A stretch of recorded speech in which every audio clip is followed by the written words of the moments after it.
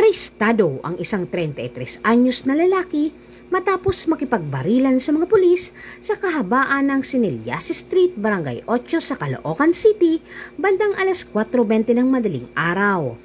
Nagsimula ang insidente nang humingi ng tulong ang mga tanod ng Barangay 12 sa Sangandaan Police Substation 4 hinggil sa mga kahinahinalang individual na sakay ng e-bike.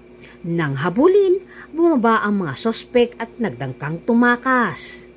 Habang aarestuhin, biglang bumunot ng 38 revolver ang sospek at nagpaputok sa pulis. Mabuti't ligtas ang opisyal at nakaganti ng putok at tinamaan sa braso ang sospek. Narecover ang baril na walang serial number at may 2 misfired cartridge.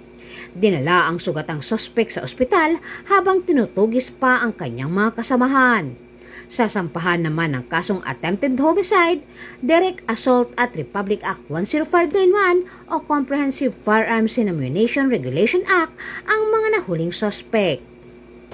Mula dito sa Camp Bagong Diwa, Bicutan, Taguig City, ako po ang inyong PNN correspondent, Patrolwoman Ivy Corporal, alagad ng batas, tagataguyod ng Balitang Pulis.